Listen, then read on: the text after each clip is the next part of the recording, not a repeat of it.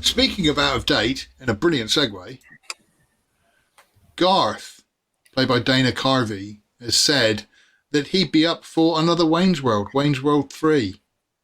And again, it's just kind of... yeah. Well, no, because he was in that thing the other day.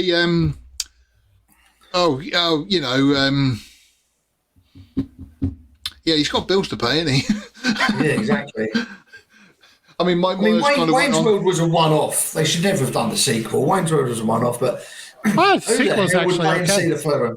Yeah, you don't mind that. No, I was going to say the second one's it's all right. Like I say, it's a decent continuation, but to do one like 30 years later is no. I said on the comments, it says, okay, we got two guys in their 70s redoing roles they played in their 30s, roles that portrayed them as late teens, early 20s. Stop. Just stop. It's not Grease. Yeah. Yeah.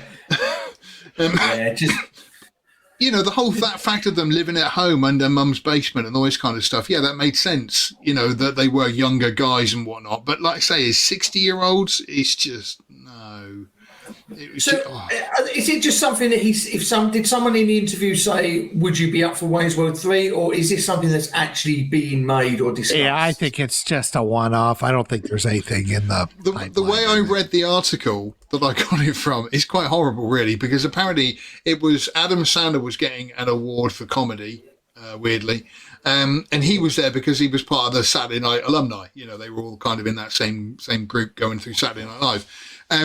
But it's just kind of whenever Dana Carvey turns up, or the only question that people can kind of ask him is, well, what are you working on now? How's your new stand-up or anything else? Are you going to come back to Wayne's World? That film you made 30 years ago that was quite good. That's all we remember you from, obviously. It's funny. He was probably at that time, he was probably the biggest star in SNL. And that was saying something, because there was a lot of guys that were really big at that time. Yeah, Phil Hartman and Mike Myers and Sandler. But I think Carvey was like the standout, But after SNL, he just never could seem to make it work, at least in movies or anything. And I've seen his stand-up live many years ago. He's very funny. And I think that's what he does mostly now, is just stand-up. But he's very good at his stand-up. But as far as creating characters and doing it, it just never seemed to catch fire. At least Mike Myers had Austin Powers. Sandler got ridiculously popular on the back of basically Happy Gilmore and Billy Madison. What I remember most about Wayne's World is it came out at the same time as The Addams Family. And I was at the cinema, I forgot what I was watching, but the trailer came on for The Addams Family and it was going diddle-da, diddle-da, and then it panned across to these two guys. Now, being in Britain, I'd never heard of Saturday Night Live and I had no idea who they were. Mm-hmm. And they kind of introduced, sort of like, oh yeah, as if, and all this kind of thing. And thinking, not really sure about that. But then seeing the film, and I watched them again, I don't know, in the last year, they're still great and they're still really funny and they're still really good. But the whole Saturday Night Live thing missed us here in the UK, so we kind of had no idea who they were. Well, we had Friday Night Live, didn't we? The UK one was Friday Night Live on Channel 4. Oh, really? Yeah, cool. I barely. We had that in the 80s. That was in the 80s. But, I mean, there was nothing like Saturday Night Live, obviously, No, nothing. Yeah, nothing Saturday Night Live had a good 25-year run, I would say. 20-year run, maybe. You had the original cast, which was Belushi, Chevy Chase, Bill Murray. Oh, now I know about it. Yeah. And then you had Eddie Murphy for a year and a couple guys, which wasn't too bad. And then they redid that with Phil Hartman, Mike Myers, Adam Sandler, Dana Carvey, a few others. And then they retooled it again, and that's when they brought in Anchorman, Will Ferrell, and a few others there. Those years were good. And then around about late 90s, early 2000s, it just never it's just been going downhill ever since. A lot of people say it was only the best and when it very first started. And it's like, no, that's not true. There was some great years those first 25 years.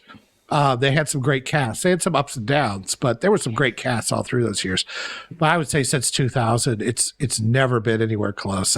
Some people like the Tina Fey stuff and everything. I never thought it was that good. And I watched it recently because Travis Kelce, our big football player here in Kansas City, he was hosting it because they won the Super Bowl. And I thought, I'll give this a shot.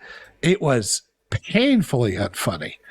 And not because Kelce wasn't doing his best. It was there was like one gag that was good. One. And it was a gay guy who said, I love my female straight friends and I love talking about all their stuff, but sometimes it just gets to be too much. That's what I called straight male friend. And it's Kelce. He's just like, yo, bro, what are you doing? And just play some video games and that's it. He doesn't talk. He doesn't tell him all his problems. At one point, he acts like he's a little down. He's like, "Are you sure you're okay?" He's like, "Yes, my dad died." And then a little later, I was like, "I'm sorry for being such a pussy about my dad dying." It was the only one that was halfway good that I kind of smiled at. The rest of the show, and that was one sketch out of an hour and a half, it was painfully unfunny. Because it's weird how again, over here in the UK, we didn't realise how many movies came out from the Saturday Night, like Wayne's World or the Blues Brothers and MacGruber and a few others that were just kind of sketches on them, but then they were obviously so popular they made them into movies. What do you think was the best Saturday Night Live movie? Because I'm still with Blues Brothers, with Wayne's World being a close second. I'm going to say Blues Brothers because for two reasons, and I don't think I've mentioned this before. One, I think it is just great. I love the music. I love the comedy. I love just the whole thing about it. It's just brilliant. I love the cameos of like Steven Spielberg and stuff like that. Really random. But also, it once won me our trip to LA. Did it? So you might be biased. No, long story short is, you got bribed to do this. 30 years later, you're still fucking talking about it because the bribery. How long is this contract? You shell? What? You think I'd be on here if I was shilling? No, long story short, so I used to do to LA. No, wait, hang on, right? I used to do cinema checking to check the adverts before a movie. And so I'd go into the cinema, if they had it, say, in 3 screens, I'd go into the screens, write down all the adverts that they had, report back what they were. And we were in there one day because, our local had 15 screens and we had to check every one of them. So I had a few friends helping out, but they had Wrigley's chewing gum, had this thing where they had this thing called Movieoke, where instead of karaoke, you do a scene from a movie, and they had the Blues Brothers. And they filmed it. And there was a guy and a girl who were kind of like introducing it and stuff. And the girl was being Carrie Fisher and I was being Jake. And I can't even remember the line now. But it's the bit where she tries to shoot them just before the line where they go, it's 106 miles to Chicago. We got a full tank of gas, half a pack of cigarettes. It's dark and we're wearing sunglasses. It's just before that. She comes up with an AK-47. And he goes, I'm sorry, baby, it wasn't my fault. My suit didn't come back from the cleaners. And he goes through this little set. And I did it with him. I did it with this girl, first of all. And in the end, I was holding her like this. And this guy was going, go on, kiss her. Go on, kiss her. And I was thinking, no, because if I did, I know that exact moment my wife and all of her friends would come walking past and just sort of like, it's just a scene from a film. I wasn't doing anything. Yeah. Anyway. Apparently, if you did an impression of Jake down the phone, you won a prize. So I thought, right, fine, do it, whatever. Didn't tell anybody about it. A month or so later, I get a phone call. Hi, is that Phil? Yeah. You went in for a competition for Wrigley's, blah, blah, blah. And I was like, oh, yeah, cool. Yeah, I completely forgot about it. She goes, I'm happy to tell you won first prize. Oh, right, okay, what was that? We're going to fly you and a friend over to Los Angeles. We're going to take you out for a meal in a Hollywood restaurant. You'll do a VIP tour of Universal Studios, a limo tour of Beverly Hills and everywhere, and a walk-on part of the movie. To which I'm sort of just, And at first I was thinking, who would wind me up like this? Because it's got to be a joke, and it wasn't. And the only thing that didn't come off was the walk-on part. But yeah, I did fly out to LA, did a VIP tour of Universal and everything else.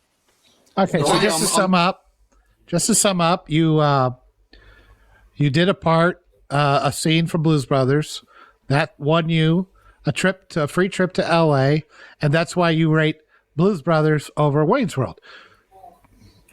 It takes the edge. It takes the edge. No, Shameless. I have genuinely always loved the Blues Brothers because it is just it is genuinely a great movie, and I've got the soundtrack. It is. I do love it. But like I say, it just takes that edge.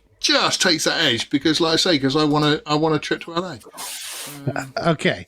I always thought Blues Brothers was great because it was the only one of the Saturday Night Live movies that didn't feel like it was trying to expand a sketch, like it actually had something, like it actually had something to say. Yeah. You didn't feel like you were just doing a sketch, whereas even Wayne's World feels like just extending the sketch, although it does it very, very well. But then you get into things like Coneheads and, Superstar, the Night at the Roxbury, and a few others. And just I've barely heard of those. No, but well, there's a reason for that. Thank you for watching this excerpt from Outpost Frequencies. Tune in live every Sunday at noon Central Time or 6 o'clock UK time. And also, remember to come to lastmovieoutpost.com for all your latest in movie news, streaming news, and everything cool about film. We are the cool news now. Thank you for watching, and we'll see you on the next stream.